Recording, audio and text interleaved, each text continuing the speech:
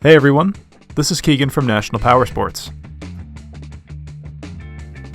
This stock 2019 Harley-Davidson Freewheeler Trike with only 2,123 miles passes New Hampshire State inspection and runs well.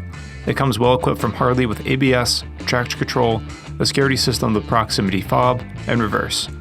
This stripped-down trike is powered by a 114 cubic inch Milwaukee 8 engine with a 6-speed transmission that puts out an impressive 122 foot-pounds of torque. It weighs in at 1,084 pounds and has a seat height of 27 inches. This one-owner factory trike offers all the enjoyment and thrills of motorcycling on the stability of 3 wheels, and is finished in an eye-catching wicked red denim paint set. This vehicle has been fully serviced, detailed, and comes with a 90-day nationwide warranty.